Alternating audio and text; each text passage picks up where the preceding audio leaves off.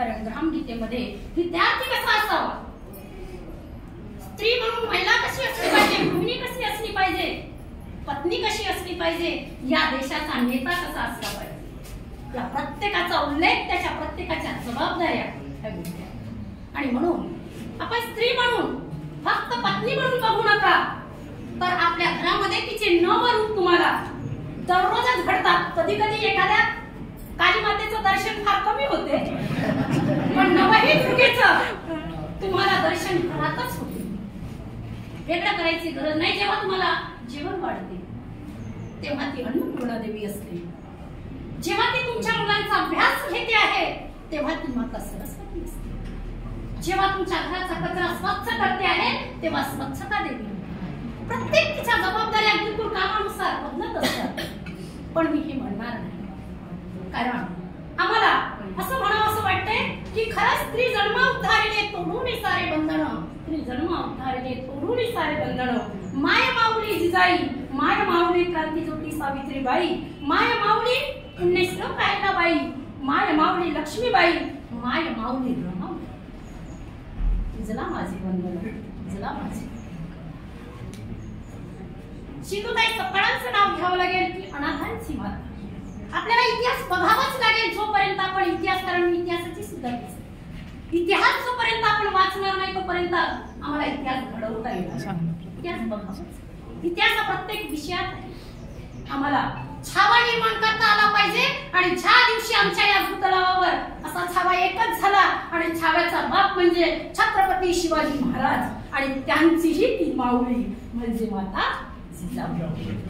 ही जिजाऊ प्रत्येकाच्या घरात आली पाहिजे. तेव्हा आमचा भारत जिच्या हाती ज्ञानाचा दिवा, ती घडवेल भारत नवा, ती घडवेल भारत. आणि कारण आपण असं म्हणणार नाही की फक्त स्त्री महत्वाची, आपण एका सायकल प्रमाणे आहोत. सायकल सर्वांनी बघितली. सायकल चालवत असताना समोरचा सायकलवाला जर नवरा बायको दोघं जात असतील तर सायकलवाला फक्त गाडी चालवताना फक्त समोर बघतो, पण त्या कॅरीवर मागच्या चाकावर बसलेली जी स्त्री असते ती सारं ओझं घेऊन बसते ना. म्हणजे साऱ्या ओझाचं, कारण तिच्याजवळ सामान असते, पिशवी असते, 2 लेकरं कडेवर असतात. त्या चाकामध्ये जास्त हवा भरावी लागते. कमी भरलं तर चालत नाही.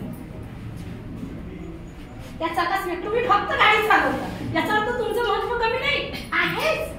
8 दिवसासाठी जेव्हा घर सोडून जातात सारं ओझं आमची वहिनी साहेब सांभाळते.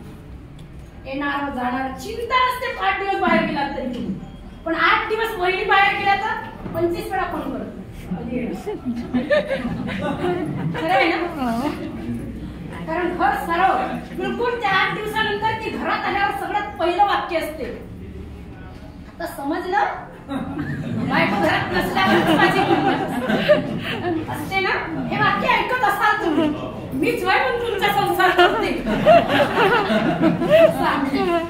कमती का असं ना, पण आमचा सन्मान तोच आहे की आम्हाला सायंकाळी आम्ही जेव्हा झोपतो तेव्हा कमीत कमी माझा भाऊ असो, माझे वडील असो, माझा नवरा असो, त्याने एवढं जरी म्हटलं की काय थकलीस थकलीस का, एवढ्या प्रेमाने एका शब्दाचं बाहेर सुरू वाटते. एक तरी पण एक मध्ये सांगते, गाड्या ना त्या बाजूला जर कोणी लावल्या असतील त्या समोर, कारण मगाशी ते सुरू होते तर आता 10 मिनिटाच्या सुट्टीमध्ये आणून इकडे लावाल प्लीज. कारण मुलं सायकल वगैरे काढतील तर सायकल काढायला ठीक आहे. कोणत्या आणि म्हणून वाटते की जी माणसं पायाने चालतात ती फक्त अंतर कापतात. जी माणसं पायाने चालतात ती अंतर कापतात आणि जी शिकणे चालतात ती निश्चित ध्येयापर्यंत पोहोचतात. आणि शेतात पिकतं, जे शेतात पिकतं त्यापेक्षा बाजारात काय पिकतं याला अधिक महत्त्व दिलं तर आपण, आता हे वाक्य खूप सोपं वाटत असेल की शेतात काय पिकतं पेक्षा बाजारात काय पिकतं, म्हणजे आपल्याला आता पुढच्या या नव्या पिढीला हे शिकवायचं आहे की बेटा बाजारात कशाची गरज आहे. ते जर महत्व आपण त्यांना सांगण्याचं काम आमच्या खांद्यावर आलेलं आहे आणि ते आपल्याला करायचं आहे. म्हणजेच याचा अर्थ असा की तो माणूस जीवनात निश्चितच तेव्हा यशस्वी होईल की जेव्हा तो एखाद्या शत्रूने लिंबू फेकला तर त्याला चिरून त्याचा शरबत मुद्दा आला पाहिजे, नाहीतर आम्ही ते अंधश्रद्धा म्हणून कुठेतरी त्या याच्याकडे जातो असं नाही. शत्रूने लिंबू फेकला तर तो लिंबू घ्यायचा, धुवायचा स्वच्छ आणि त्याचं शरबत बनवायचं, म्हणजे त्याच्या नाकावर लिंबू टिचून मी त्याचा सरबत करू शकतो. म्हणजे एक आपण त्याच्यात नवा मार्ग, नवा दृष्टिकोन, वैज्ञानिक दृष्टिकोन ठेवून आपण जगता आलं पाहिजे. कारण काळानुसार बदला, नाहीतर काळच तुम्हाला बदलवल्याशिवाय राहणार. काळ बदलवेलच. आणि मी नेहमी एक गोष्ट मुलांना सांगते की तुम्ही जर वेळेची किंमत केली नाही, वेळ तुमची किंमत नक्कीच करेल. तो जर वेळेचा उपयोग करणार नाही, मग त्याची वेळ किंमत करेल की नाही.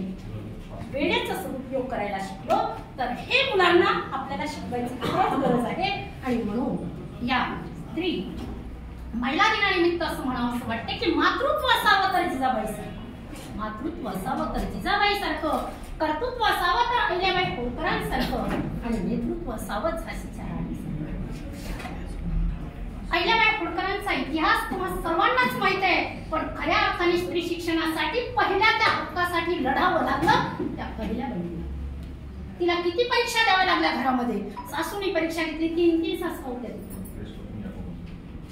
आणि तिच्या त्या परीक्षेत उत्तीर्ण होण्यासाठी सहकार्य करणारं म्हणजे तिचा सासरा आहे. आणि मला असं म्हणावंसं वाटते की एका यशस्वी स्त्री मागे एका पुरुषाचा हात असतो, पण एका यशस्वी पुरुषाच्या मागे एका स्त्रीचा हात असतो. ही दोन्ही हात जी आहेत आपली, सकाळी जसं जेवण करताना या हाताला स्वच्छ करण्याचं काम हे करते, या हाताला स्वच्छ करण्याचं हे हात डावा उजवा हात आहे जसं शरीराचे, तसं स्त्री आणि पुरुष हे दोन्ही चाकं जोपर्यंत समान असणार नाही. समान म्हणजे काय?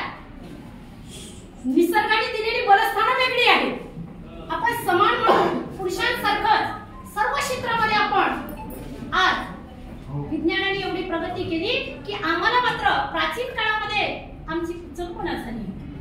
आम्हाला स्त्री शिक्षणाचा हक्क मिळाला नाही. क्रांतीज्योती माझं शतशः नमन, अभिमान की त्यांच्यापुढे मी आज इथे उभे राहू शकते. आज आम्हाला शिक्षणाचा हक्क मिळाल्यामुळे खरोखरच आज आपण कल्पना चावल्यासारख्या, सुनीता विल्यम्स सारख्या अशा अनेक स्त्री प्रत्येक क्षेत्रात, रिक्षा चालवण्यापासून कुठलं क्षेत्र आम्ही आज मागे ठेवलेलं नाही. फक्त मला माझ्या माता भगिनींना हात जोडून एकच विनंती करावंसं वाटते. प्रत्येक वेळेस पुरुष दोषी नसतो, आपणही कुठेतरी चुकत असतो. जसं आपण आपल्या आई वडिलांना सन्मान देतो, तेवढाच जर सासू सासऱ्यांना सन्मान देता आला तर तो माझ्या महिला दिनाचा विजय आहे असं मला वाटतं. नक्कीच तेवढा देताच आला पाहिजे.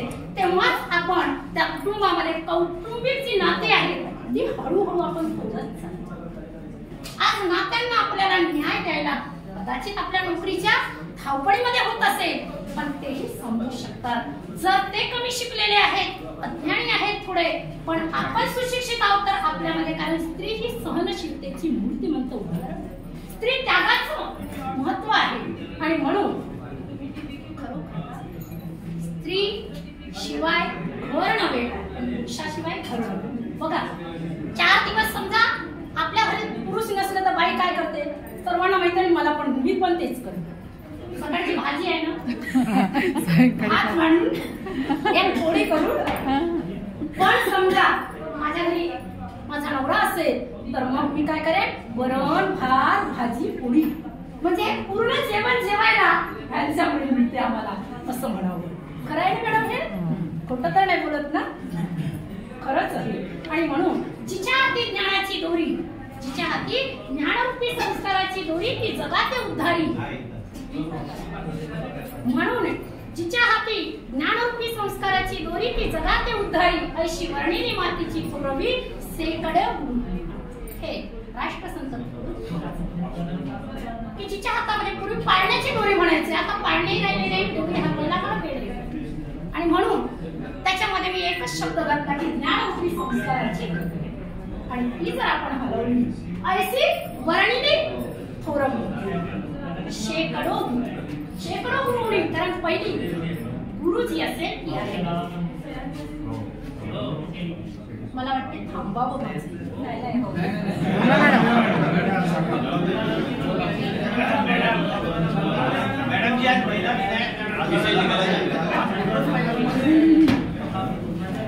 आणि